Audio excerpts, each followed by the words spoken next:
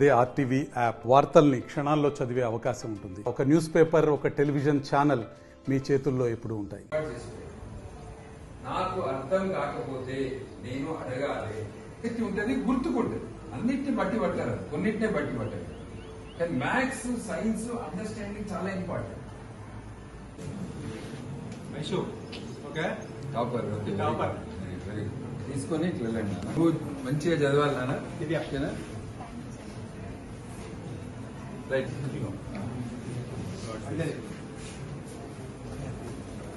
Right. Next ఇట్లా ఒకళ్ళు ఎక్కడ రండి, ఒకళ్ళు ఇక్కడ ఇచ్చేది. నువ్వు వచ్చేసి సరే ఏంటి వచ్చేసి రైట్. ఇద్దరు నాకు వచ్చేసేయండి, ఇద్దరు రండి. All the best. Good luck. బాగా చదువుకోవాలి. Okay, all the best. Good luck. మంచిగా చదువుకోవాలి. ఓకేనా? రైట్. Very good.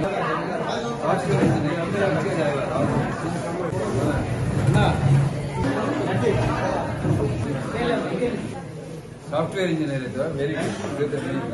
చూడండి. రైట్. Next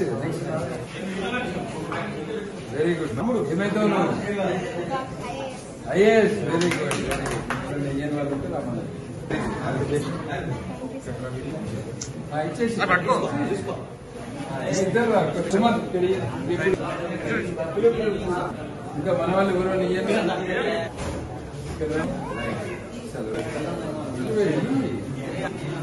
right. మంచిగా చదువుకోవాలి. All the best.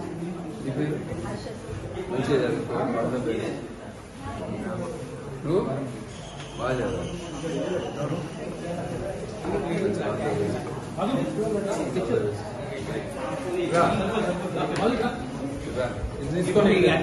పాఠశాలలో ఇదొకటి. అందుకనే దానికి నిదర్శనమే ఈ స్ట్రెంగ్త్. ఇలా 10th క్లాస్ లా ఇంతమంది ఉన్నారు అంటే దానికి కారణం ఇది ఒక మంచి స్కూల్, మంచి క్వాలిఫైడ్ టీచర్స్ ఉన్నారు. అయితే ప్రభుత్వ పాఠశాలలో ఈరోజు అన్నీ ఉన్నాయి, మంచి క్వాలిఫైడ్ టీచర్స్ ఉన్నారు. ప్రభుత్వ పాఠశాలలో ఉన్నంత క్వాలిఫైడ్ టీచర్స్ ప్రైవేట్ స్కూల్స్ లో కూడా లేరు. ప్రభుత్వ పాఠశాలలో మంచి బిల్డింగ్స్ ఉన్నాయి. ఇవాళ ఇక్కడ చూస్తే మనం ఇంత పెద్ద గ్రౌండ్ ఉన్నది. మీరు చెప్పండి, ఈ నస్పూర్ ఈ ప్రాంతంలో ఇంత పెద్ద గ్రౌండ్ ఉన్న ప్రైవేట్ స్కూల్ ఉన్నదా? ఇంత జాగా ఉంటే ప్రైవేట్ స్కూల్లో ఇంట్లో ఒక 2000 మందిని చదువుతారు వాళ్ళు. ఇంత జాగా ఉంటే వాళ్ళ దగ్గర. మీ దగ్గర ఈ ప్యానెల్. సో మీకు అన్ని ఇన్ఫ్రాస్ట్రక్చర్ ఉన్నది, అన్నీ ఉన్నాయి ప్రభుత్వ పాఠశాల. కానీ ప్రభుత్వ పాఠశాల పిల్లలకు కొంచెం మోటివేషన్, కొంచెం ప్రోత్సాహం ఇస్తే ప్రభుత్వ పాఠశాల పిల్లలు కూడా ప్రైవేట్ స్కూళ్ళ కంటే ఎక్కువ మార్కులు తెచ్చుకోగలుగుతారు. ప్రైవేట్ స్కూల్ వాళ్ళకంటే మీకు మంచి ర్యాంక్స్ వస్తాయి. ఈ ప్రోగ్రామ్ యొక్క ఉద్దేశం అది.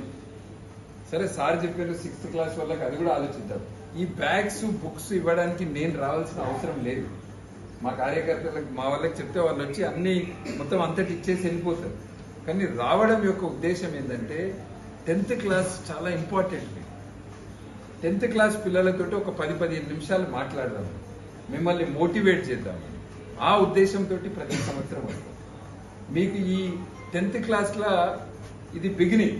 సరే, మన స్కూల్ మంచిగా ఉంది, సిలబస్ ముందే స్టార్ట్ చేశారు, సార్ చెప్పారు, ఒక 1/3 సిలబస్ అయిపోయింది, చాలా సంతోషం. కానీ మీ దగ్గర టైం లేదు. మీ దగ్గర కేవలం 6 నెలల టైం మాత్రమే మిగిలింది. జూలై మంత్ అయిపోయింది, ఆగస్టు నుంచి జనవరి 6 నెలల సమయం ఉంది. ఫిబ్రవరికి డేట్స్ వచ్చేస్తాయి, బోర్డ్ ఎగ్జామ్స్ ప్రిపరేషన్ స్టార్ట్ అయింది. ఈ 6 నెలల సమయం మీరు కరెక్ట్ గా యూటిలైజ్ చేసుకోకపోతే, ఈ టైంని మీరు కరెక్ట్ గా యూటిలైజ్ చేసుకోకపోతే టైం వేస్ట్ అవుతుంది. ఒకటి గుర్తుపెట్టుకోండి, 10th క్లాస్లో వెనుకబడిపోతే జీవితంలో వెనుకబడిపోతుంది, కష్టం మళ్ళా రావడం. సో 10th క్లాస్ అనేది చాలా ఇంపార్టెంట్. మనం ఇల్లు కడితే బేస్మెంట్ కడతాం, పునాది ఎంత స్ట్రాంగ్ గా, పునాది ఎంత స్ట్రాంగ్ గా ఫౌండేషన్ ఉంటే అన్ని అంతస్తులు కట్టచ్చు. 2 అంతస్తులు, 3 అంతస్తులు, 100 అంతస్తుల బిల్డింగ్లు కూడా కట్టచ్చు. సో ఈ 10th క్లాస్ అనేది అటువంటి ఫౌండేషన్. ఈ ఫౌండేషన్ బలంగా ఉండాలి. 10th క్లాస్లో లెక్కలు అర్థం కాకపోతే జీవితంలో లెక్కలు అర్థం కాదు. లెక్కలు అర్థం కాకపోతే ఏం చేయాలి? మనం క్లాస్లో ఏమడగాలి?